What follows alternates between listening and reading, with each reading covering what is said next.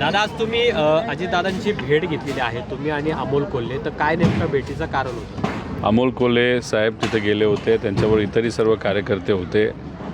गेले काही तास मी इथं भीमतडीमध्ये आहे. आज शेवटचा भीमतडीचा दिवस होता.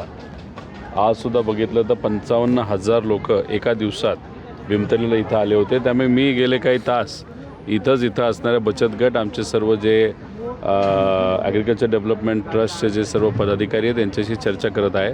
त्यांची काय चर्चा झाली अमोल कोल्हेंची आणि आमच्या सर्व नेत्यांची, या बाबतीतली मी माहिती अजून घेतलेली नाही, पण ती माहिती घेतल्यानंतर नक्कीच या बाबतीत उद्या सांगेन. माझी गाडी तिथं होती, कारण मी गाडी माझ्या काही पदाधिकाऱ्यांना दिली होती. त्यांनी मला इथं ड्रॉप केलं आणि मी आत्तापर्यंत इथं आहे. आता 12:30-1 वाजलेले आहेत रात्रीचे. त्यामुळे मी अपडेट अजून घेतलं ना, ते अपडेट घेतलं आपलं सांगितलं. नाही, पण तुम्ही होते ना बैठकीला दादा, घरामध्ये तुम्ही तिथं जिजाई बंगल्याच्या बाहेर तुम्ही दिसलेला आहे कॅमेरामध्ये. काय नेमकं म्हणजे एवढं अमोल कोल्हे पण बोलले ना की बैठकीला होते तुम्ही. काय नेमकं कारण आहे? याच्या आधी तुम्ही अजितदादांवर ज्या पद्धतीने टीका केलेली होती, शरद पवार साहेबांना जसा त्रास अजितदादांनी दिला असं तुम्ही वेळोवेळी सांगितलं. आता तुम्ही त्यांना भेटण्यासाठी गेला, तुम्ही माध्यमांना असं सांगताना की तुम्ही तिथं नाहीये, तर काय नेमकी ही चर्चा झाली नाही झाली? आता तिथं असणारे नेते आहेत, अमोल कोल्हेजी होते, मी पिंपरी चिंचवडला त्यांच्याबरोबर होतो आणि त्यानंतर आता इथं तरी आहे. मी अमोल कोल्हेंशी बोलून काय चर्चा झाली आणि काय फायनल झालं ते आपल्याला उद्या कळणार. अमोल कोल्हेच बोलले चर्चेला तुम्ही होते म्हणून. चर्चेला मी पिंपरी चिंचवडला होतोच. पिंपरी चिंचवड संदर्भात त्या चर्चेत कुठेही मी त्या ठिकाणी नव्हतो. पण या बाबतीत उद्या अमोल कोल्हे साहेबांना पूर्णपणे जबाबदारी दिलेली आहे. डॉक्टर अमोल कोल्हे तिथे पुढाकार घेत असल्यामुळे त्यांच्या मार्गदर्शनाखाली आणि इतरही आमच्या सर्व नेत्यांची आणि मी स्वतः त्याच्यामध्ये लक्ष देऊन आहे. कार्यकर्त्यांचं जे मत आहे ते कार्यकर्त्यांचं मत गृहीत धरलं पाहिजे. काही लोकांचं महाविकास आघाडीबरोबर जाणं असं त्या ठिकाणी सांगण्यात आलेलं आहे आणि काही लोकांचं मत आहे की घड्याळाबरोबर जाणं हे उचित ठरू शकतं. त्यामुळे उद्या या बाबतीतली चर्चा करून कार्यकर्त्यांचं मत समजून घेऊन योग्य ती कारवाई केली जाईल. दादांची भेट झाली. दादांच्या विरोधात प्रचार केला, विधानसभेला दादांच्या विरोधामध्ये प्रचार केला आणि आता घड्याळाच्या चिन्हावरती लढणार अशा पद्धतीची चर्चा आहे. एकतर अजितदादांना गद्दार म्हणण्यात आलं, पक्ष पळवला, चिन्ह पळवला, अशा पद्धतीची टीका त्यांच्यावरती करण्यात आली. लोकांसमोर कशा पद्धतीनं जाणार? म्हणजे लोकांची दिशाभूल होत नाही का, मतदारांची दिशाभूल होत नाही का, किंवा कार्यकर्त्यांची होत नाही का, असं वाटत नाही? हे बघा, जेव्हा निर्णय घेऊ त्या बाबतीत तुमचा हा जो प्रश्न आहे, एक मोठी प्रेस कॉन्फरन्स तिथं आपण घेऊ आणि या सर्व गोष्टींचं योग्य असं उत्तर त्या प्रेस कॉन्फरन्समध्ये मी आणि आमचे सर्व एकत्र आलं पाहिजे की नाही आलं पाहिजे? तुम्ही हा जर इलेक्शनचा टाईम नसता तर जसं मी नेहमी ओपन बोलत असतो तसं मी ओपन बोललो असतो. पण काही कार्यकर्त्यांचं मत याच्यामध्ये आम्ही घेऊन याच्यात काय आपलं समीकरण बसवता येईल तर कार्यकर्त्यांनी आमच्या जबाबदारी दिल्यामुळे आणि हे इलेक्शनचा टाईम, फॉर्म भरण्याचा टाईम असल्यामुळे इथं कुठेही न विचार करता बोलून जर आपण गेलो तर राजनीती नाहीतर त्याला आपण रणनीतीमध्ये, कार्यकर्त्यांच्या इलेक्शनच्या रणनीतीमध्ये काही ते गडबड होऊ शकते असं आम्हाला वाटतं. अजितदादांची भेट झाली का आता? अजितदादांची भेट झाली? तुम्ही तर काही दिवसांपूर्वी दिल्लीमध्ये पवारसाहेबांचा वाढदिवस होता, तो व्हिडिओ तुम्ही सगळीकडे स्प्रेड केला. एका लग्नामध्ये डान्स करतानाचा व्हिडिओ तुम्ही तिथं केला. त्यामुळे व्यक्तिगत जीवनामध्ये कुटुंब म्हणून तिथं आम्ही भेटत असतो. त्या चर्चेमध्ये बाहेर पडलाय की नाही? आता थोड्या वेळापूर्वी तुम्ही जिजाई निवासस्थानामधून बाहेर पडलाय की नाही? ज्या गाडीमधून तुम्ही बाहेर आलात आणि थेट भीमतडीपर्यंत आलात, त्या गाडीचे व्हिज्युअल्स आहेत, पण तुम्ही नसाल सांगत नाकारत. पण या सगळ्याचा काय पत्रकार म्हणून आणि खास करून इथं महिला पत्रकार आहेत, तर त्या घरी जात असताना त्यांना जर अडचण येत असेल, बस मिळत नसेल, गाडी मिळत नसेल, तर मी माझी गाडीसुद्धा देऊ शकतो. म्हणजे उद्या माझ्या कार्यकर्त्याला, पदाधिकाऱ्याला, तुम्हाला कोणालाही जर माझ्या गाडीची जरूरत लागली तर नक्कीच सांगा, मी माझी गाडी देईल. त्यामुळे गाडी तिथं आहे. जी गाडीतनं तुम्ही महत्वाचं आहे की राजकीय समीकरण महत्वाचं आहे? कारण 2 वर्ष एवढा संघर्ष केला अजित पवारांवरती. नाही, पण एक चांगलं आहे की जर 2 राष्ट्रवादी एकत्र होणारच होत्या तर मग कार्यकर्त्यांना पुण्याचे पत्रकार फार जुन्यापासून आम्ही ओळखतो, फार हुशार आहेत तर नगर परिषदेमध्ये पत्रकारांपैकी ज्या पद्धतीने आपण राजकीय भाषा इथं करत आहात, त्यामुळे उद्या जाऊन जर तुम्हाला असं वाटलं की भाजपच्या विरोधात लढण्यासाठी तुम्हाला तिकीट पाहिजे असं नक्की सांगा, तेही तिकीट आम्ही तुम्हाला देऊ. त्यामुळे इथं आपण किती वेळ बोललो तरी त्या ठिकाणी राजकारणच बोलत राहू.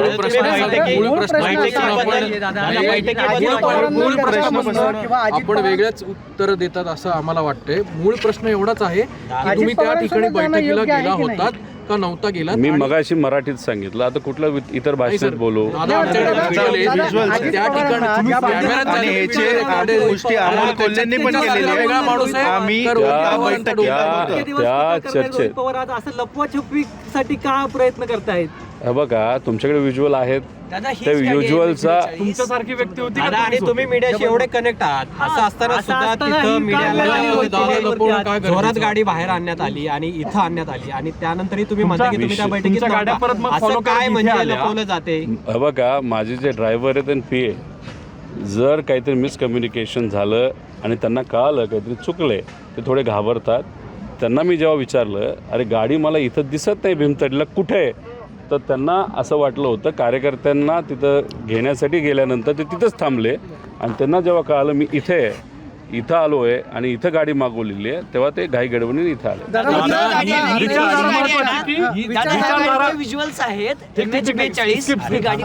माझ्याकडे दादा हीच गाडी जेव्हा बंगल्यातनं बाहेर माझी पडली, मर्सिडीजची पण गाडी आहे. दादा तुमची मर्सिडीज आम्हाला माहिती आहे, पण ही गाडी जेव्हा अत्यंत वेगाने बाहेर पडली तेव्हा तिथे जर बॅरिकेड नसते तर 100% आज तिथे पत्रकारांचा देखील जीव गेला असता. तुम्ही जर तिकडे CCTV ड्रायव्हरवर कारवाई करतो तुमच्या वतीने, एवढं फास्ट तुमच्या वतीने. नाही, चांगली झालं गोष्ट ही सांगितली.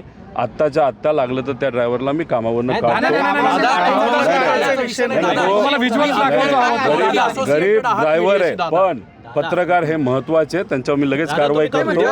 त्यांना नोकरीवर नेमकी अशी काय परिस्थिती निर्माण झाली की इतकं फास्ट ते गाडी चालवत पत्रकार पण समोर मान्य करू दादा की तुम्ही बैठकीमध्ये नाही, नव्हते. मी मात्र झापतो आता- त्याला नाही, जरा, एक वेळ मान्य करू की तुम्ही बैठकीमध्ये नव्हता असं तुम्ही सांगताय. मात्र आता आम्ही जे रोहित पवार पाहिलेले आहेत, अजित पवारांना पक्ष गेला, चिन्ह गेलं, त्याच्यानंतर रोहित पवारांनी प्रचार केला. रोहित पवारांच्या डोळ्यामध्ये पाणी आलेलं आम्ही पाहिलेलं आहे. आजोबांना त्रास होतोय. या वयामध्ये शरद पवारांना फिरावं लागलं. ज्या माणसांमुळे त्रास झाला, आज त्याच माणसांसोबत तुमचे राजकीय नेते चर्चा करतायत.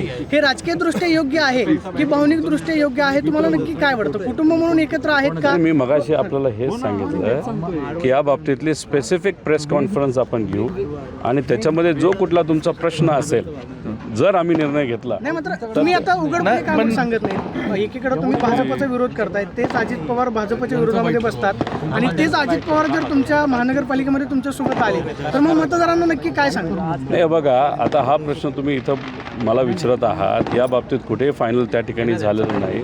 आता निलेश राणे आणि नितेश राणे हे दोघं सख्खे भाऊ असताना एकमेकाच्या विरोधात भांडताना त्यांना मात्र असे प्रश्न त्या ठिकाणी विचारले जात नाही. हे जरा नाही, मात्र दादा तुमचं वैयक्तिक मत काय? नेता म्हणून तुमचं वैयक्तिक मत काय? विचारधारा अजित महत्त्वाची आहे. पवारांसोबत एकत्र जाणं योग्य आहे का? हे बघा, एक सगळ्यात महत्त्वाची गोष्ट आहे की कार्यकर्त्याचं इलेक्शन हे महत्त्वाचं असतं. कार्यकर्त्यांचं म्हणणं हे महत्त्वाचं असतं. कुठल्याही इलेक्शनमध्ये लढत असताना यांच्याबरोबर आपण चर्चा केली पाहिजे, त्यांच्याबरोबर चर्चा केली पाहिजे आणि बहुतांश लोकांचं हे जर मत आलं तर त्याला मान सन्मान द्यावा लागतो. आणि त्या दृष्टिकोनातून पिंपरी चिंचवडला सुद्धा या बाबतीत चर्चा काही पदाधिकारी अजितदादांच्या पक्षाचे माजी आणि डॉक्टर अमोल कोल्हेंची त्या ठिकाणी झाली चहा पित असताना, आणि डॉक्टर अमोल कोल्हेंची दादांची चर्चासुद्धा त्या ठिकाणी झालेली आहे.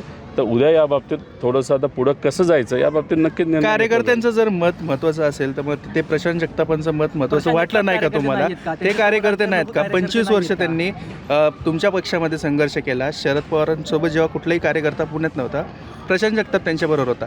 मग आता त्यांनी जेव्हा राजीनामा दिला तेव्हा कोणी त्यांना प्रतिसाद नाही दिला. काय वाटतं? एक तुम्ही समजून घ्या की प्रशांत दादा जगताप चांगला माणूस आहे. एखाद्या शहराचं प्रतिनिधित्व आपण जेव्हा एका पक्षाच्या माध्यमातून करत असतो तेव्हा बहुतांश लोकांना विश्वासात घेऊन आपल्याला योग्य असा निर्णय त्या ठिकाणी घ्यावा लागतो.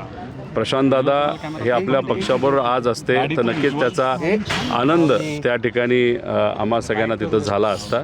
आता विषय एवढाच आहे की आज ते आपल्याबरोबर नसले तरी जे कोणी उमेदवार प्रशांतदादांच्या मार्गदर्शनाखाली आपल्या पक्षातून लढाई करण्यासाठी तयार होते त्यांनी आजच सुप्रियाताईंना 95% लोकांनी तिथं इंटरव्ह्यू हा दिलेला आहे. त्यामुळे प्रशांत दादा आमच्याबरोबर असते तर नक्कीच आनंद राहिला असता. चांगला कार्यकर्ता आहे तो, आज आपल्याबरोबर नाही, त्याचं दुःख आहे, पण त्यांची पूर्णपणे 95% टीम ही तिथं सुप्रियाताईंच्या इंटरव्ह्यूमध्ये त्या ठिकाणी उपस्थित होती. दादा MH 42 BJ 3447 या नंबरची गाडी माझ्याकडे 17 गाड्या नाही, बरोबर, ही गाडी तुमची नव्हती, पण या क्रमांकाच्या गाडीत तुमच्यासारखी व्यक्ती दिसते जी अजित पवारांच्या बंगल्यामधून बाहेर पडताना कॅमेऱ्यामध्ये व्हिडिओमध्ये दिसते. तर तुम्ही होतात जिजाईमध्ये की नव्हतात?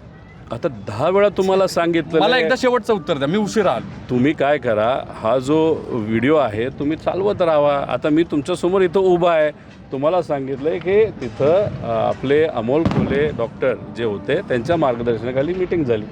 तुम्ही होतात का नाही बैठकीला, असाच अरे प्रश्न 10 वेळा मी सांगितलेलं आहे, नव्हतं तिथे. अजित पवारांसोबत जाणं नैतिकदृष्ट्या योग्य आहे की राजकीय दृष्ट्या समीकरण म्हणून जुळवणं योग्य आहे? आपण इथं बसण्याची पण व्यवस्था करू. हाच प्रश्न तुम्ही वेगळ्या वेगळ्या दृष्टिकोनातून वेगळ्या स्टाईलमध्ये विचारला तरी ह्याला वेगळं कुठलं उत्तर मिळणार आहे आपल्याला? दादा साधारणपणे दोन्ही राष्ट्रवादी एकत्र येतील अशी चर्चा आहे. सो पिंपरी चिंचवडची जबाबदारी तुमच्यावर आहे. कुठले त्या ठिकाणचे मुद्दे आहेत ज्या याच्यावरनं चाचपणी केली जाते की तिथे एकत्र आहे? जसं पुण्यातले मुद्दे त्यांनी सांगितले, पिंपरी चिंचवडमध्ये झालं असं आहे की भाजपची सत्ता गेले काही वर्ष तिथं आहे आणि तिथं ज्या पद्धतीने काम केलं जातं, कॉन्ट्रॅक्टरला हाताशी धरून तिथे एक चेन केली जाते आणि त्या चेनच्या माध्यमातून खूप मोठ्या प्रमाणात पैसा हा तिथं काढला जातो. त्याच्याचबरोबर कचऱ्यापासून जे इतर काही गोष्टी आहेत, तिथले जे कॉन्ट्रॅक्ट, त्याच्यामध्ये सुद्धा चुकीच्या पद्धतीने काही गोष्टी झालेल्या आहेत. त्यामुळे स्थानिक लेवलची भाजप आणि त्यांचं करप्शन हा मुद्दा त्या ठिकाणी अतिशय महत्त्वाचा झाला आहे. त्यामुळे लोकांचं मत आहे, काय समीकरण बसवायचं बसवा, पण भाजपच्याकडे खूप मोठा पैसा आहे, गुंडाशाही आहे. अशा लोकांना जर आपल्याला खाली उतरवायचं असेल तर वेगवेगळे समीकरणाचा अभ्यास करून ते अवलंबणं हे अतिशय महत्त्वाचं आहे. आणि त्याचाच एक भाग म्हणून एक आहे महाविकास आघाडी, त्याच्याचबरोबर अजितदादांचा पक्ष. मग त्याच भाजपसोबत तुम्ही जाताय, ज्या भाजपवर तुम्ही टीका करताय. अजित पवार तुम्हाला विचारले ना, महानगरपालिकेच्या 2 शहरांमध्ये हवेत असं कार्यकर्ते म्हणतात. मग मतदारांसमोर नक्की घेऊन जाणार कोण? तुमचा विरोधक कोण आहे? भाजप आहे की याआधी अजित पवारांची राष्ट्रवादी होती? विरोधक कोण राहणार तुमचा महानगरपालिकेमध्ये? विरोधक कोण? आणि ज्या भाजपवर तुम्ही टीका करता त्याच भाजपच्या सोबत असलेल्या नेत्यांच्या सोबत तुम्ही जाताय, हे योग्य आहे का? एक तुम्ही समजून घ्या की स्थानिक लेवलला जे काही समीकरण असतं ते स्थानिक लेवल म्हणजे जिल्हा परिषद, पंचायत समिती, नगरपालिका, महानगरपालिकेचं तिथलं समीकरण लक्षात घेऊनच तिथं लढाई ही लढली जाते. महाविकास आघाडीचं सरकार येण्यापूर्वी ते जे 3 पक्षाचं समीकरण आहे हे अनेक जिल्ह्यांमध्ये झालेलं आपण सगळ्यांनी बघितलेलं आहे.